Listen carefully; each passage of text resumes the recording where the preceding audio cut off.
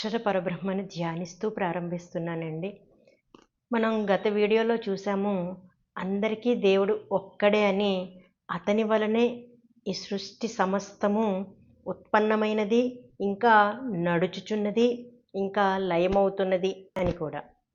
కాబట్టి అందరినీ పుట్టించిన ఆ సర్వ సృష్టికర్త ఒక్కడే అని తెలుసుకున్నాం కదండి. మరి అతని లక్షణాలు ఏంటి? ఈ ప్రశ్న చాలామందికి వస్తుందండి. చాలామంది ఇలా ప్రశ్నించారు. ఏమని? సరే, అందరికీ దేవుడు ఒక్కడే అంటున్నారు, ఇంతకీ ఎవరా ఒక్క దేవుడు?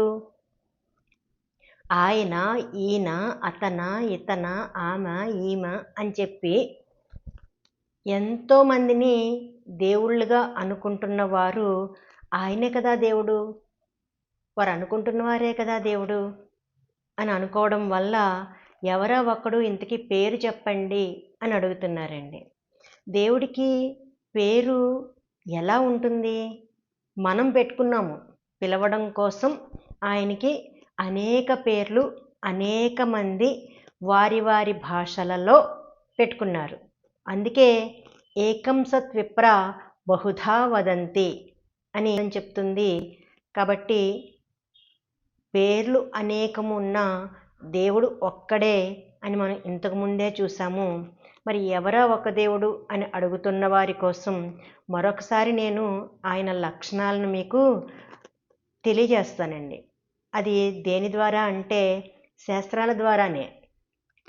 ఎందుకంటే శాస్త్రమే మనకి ప్రమాణం కాబట్టి శాస్త్రంలో ఏమి చెప్పబడి ఉందో ఆ ప్రకారంగా మనం తెలుసుకుని ఆచరించాలి అని భగవద్గీత 16వ అధ్యాయం 24వ శ్లోకంలో చూసాం కదండి. తస్మాత్ శాస్త్రం ప్రమాణం తే కార్య అకార్య వ్యవస్థితౌ జ్ఞాత్వా శాస్త్ర విధానోక్తం కర్మ కర్తుమిహార్హసి. కాబట్టి శాస్త్రంలో ఉన్న దానిని తెలుసుకుని ఆ ప్రకారమే ఆచరించాలి.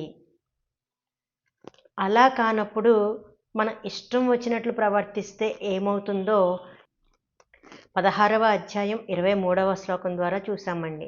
యః శాస్త్ర విధిముత్సృజ్య వర్తతే కామకారతః నససిద్ధిమవాప్నోతి న సుఖం న పరాంగతిం. ఎవడు శాస్త్రోక్తమగు విధిని విడిచిపెట్టి తన ఇష్టము వచ్చినట్లు ప్రవర్తించునో అట్టివాడు సుఖమును గాని ఉత్తమ గతియగు మోక్షమును గాని పొందనేరడు అని.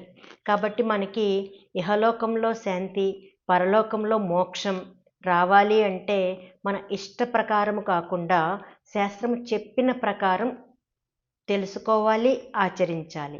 కాబట్టి భగవంతుని విషయంలో కూడా మనకి నచ్చిన విధంగా కాకుండా శాస్త్రం చెప్పిన విధంగా తెలుసుకోవడం అత్యవసరం అండి. కాబట్టి శాస్త్రంలో ఆ దేవుని యొక్క లక్షణాలు ఏమని చెప్పబడ్డాయో ముందుగా కొన్ని విషయాలు చూద్దామండి ఈ వీడియోలో. అదేంటంటే దేవుడు మనందరినీ పుట్టిస్తాడు అని మనం తెలుసుకున్నాం కదా ఇంతకుముందే. మరి మనందరినీ పుట్టించిన దేవుణ్ణి పుట్టించిన వాడెవరు? ఇలా కూడా ఒకరు అడిగారండి. కానీ ఎవరో పుట్టిస్తే అయిన వాడు దేవుడు ఎలా అవుతాడండి కదా? ఇది మన లాజికల్ మైండ్తో కూడా మనం చెప్పవచ్చు. అదే విషయం శాస్త్రం కూడా చెప్తుందండి. దేవుడికి పుట్టుక అనే బలహీనత లేదు మనలాగా, ఇతరులలాగా. ఆయన ఎవరు పుట్టించరు. కాబట్టి ఆయన అనాది అనబడ్డారండి.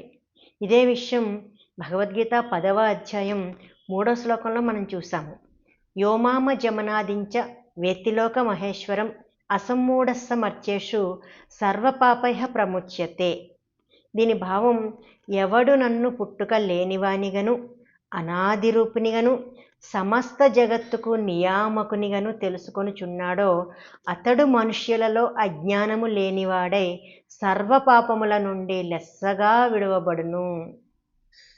చూడండి, దేవుణ్ణి ఇలా తెలుసుకుంటే, ఇలా తెలుసుకోక ముందు అనుకున్నవన్నీ కూడా పాపాలు. ఆ పాపాలన్నిటి నుంచి ఎప్పుడైతే దేవుని యథార్థంగా ఇలా తెలుసుకుంటామో ఆ పాపాల నుంచి విముక్తులైపోతాము అని స్వయంగా భగవద్గీత తెలియచేస్తుందండి. ఇంకా ఇక్కడ ఎన్నో విషయాలు ఉన్నాయి. అదేంటండి, ఒకటి పాప విమోచన ఎలాగా అన్నది, రెండవది భగవంతుని ఎలా గుర్తించాలి అన్నది. ఎలా తెలుసుకోవాలి అన్నది. ఏమని చెప్పడం జరిగిందండి ఇక్కడ? నన్ను ఎవరైతే పుట్టుక లేనివానిగను అనాది రూపునిగను సమస్త జగత్తుకు నియామకునిగాను తెలుసుకుంటాడో. కాబట్టి మనం ఎలా తెలుసుకోవాలని గీత చెప్తుందండి, శాసిస్తుంది. భగవంతుణ్ణి పుట్టుక లేనివానిగా తెలుసుకోవాలి, అంతే తప్ప పుట్టినవాడిని భగవంతుడు అని అనకూడదు అని కూడా అర్థమవుతుందండి. అలాగే ఆయన అనాది, ఆయనకి ముందు ఏదీ లేదు. అటువంటప్పుడు ఆయనకి పేరు పెట్టే సాహసం ఎవరు చేస్తారండి? అలాగే ఆయన ఎవరిని పుట్టిస్తే ఆయన పుడతాడు? ఆలోచించాలి మనం. ఇంకొకరు పుట్టిస్తే పుట్టేవాడు దేవుడు కాదు కదా, ఆ దేవుని పుట్టించిన వాడు దేవుడు అవుతాడు అప్పుడు. కానీ దేవుడు ఎలాంటి వాడండి? పుట్టుక అనే బలహీనతకి అతీతుడు. ఓకేనండి. మరి ఇదే విషయం బైబిల్లో కూడా చెప్పబడి ఉండాలి కదా. ఎందుకంటే మనం చెప్తున్నాము, దేవుని యొక్క అవగాహన అన్ని మతాల వారికి, అన్ని వర్గాల వారికి అవసరం. అన్ని గ్రంథాలు కూడా దేవుడి గురించి ముక్త కంఠంతో ఒకే విషయాన్ని తెలియచేస్తున్నాయి. ఇది నేను మొదటి నుంచి చెప్తున్న విషయం అండి. కాబట్టి ఈ దేవుడికి పుట్టుక లేదు అన్న విషయాన్ని బైబిల్ ఏం చెప్పిందో చూద్దామండి. బైబిల్ సంఖ్యాకాండం 23వ అధ్యాయం 19వ వచనం చెప్పిందండి, దేవుడు అబద్ధమాడుటకు ఆయన మానవుడు కాదు, పశ్చాత్తాపపడుటకు ఆయన నరపుత్రుడు కాదు. ఎంత చక్కగా స్పష్టంగా విశదీకరించిందో చూడండి. ఎవరినైతే దేవుడు అనుకుంటున్నారో వారు మానవుడు అయి ఉండకూడదు. ఆయన ఎప్పుడూ అబద్ధం చెప్పడు. కాబట్టి నేను మానవుణ్ణి కాదు, నేను నరపుత్రుణ్ణి కాదు అని ఆయన చెప్తున్నప్పుడు ఒక మానవుణ్ణి, ఒక నరపుత్రుణ్ణి దేవుడు అనడం ఆ వాక్య విరుద్ధం అవుదండి? బైబిల్కి విరుద్ధం అవుదా? ఆలోచించాలి కదా. కాబట్టి ఆయన మానవుడు కాదు, అంటే మానవుడిలాగా జన్మించినవాడు కాదు, ఏ నరునికి పుత్రుడు కూడా కాదు. కాబట్టి ఆయన పుట్టించేవాడే తప్ప పుట్టుక అనే బలహీనత లేనివాడు అని బైబిల్ నుంచి కూడా స్పష్టమైంది. మరి ఇప్పుడు ఖురాన్ ఏమంటుందో చూద్దామండి ఈ విషయంలో. ఖురాన్ 112వ సూర 3-4 ఆయతులు. ఆయనకు సంతానం ఎవరూ లేరు, ఆయన ఎవరి సంతానము కూడా కాదు. అంటే ఆయనకి ఎవరూ పుట్టలేదు, ఆయనని ఎవరూ పుట్టించలేదు. ఆయన ఎవరి సంతానము కాదు, ఆయనకి ఎవరూ సంతానము లేరు. కానీ మనం అజ్ఞానంతో ఆయన పలానా వారి కుమారుడు అని అంటున్నాము, పలానా వారు ఆయన కుమారులు అంటున్నాము కదండి.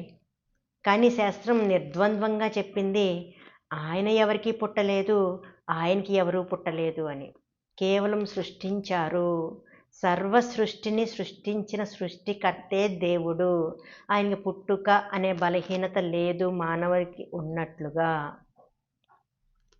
కాబట్టి మనందరినీ పుట్టిస్తాడే తప్ప ఆయన పుట్టడు అనేది దేవుని యొక్క ప్రధానమైన లక్షణం అండి. దైవం అనుగ్రహిస్తే మరిన్ని విలువైన విషయాలతో మరో వీడియోలో కలుద్దామండి. అంతవరకు సెలవు, నమస్కారం, జై హింద్.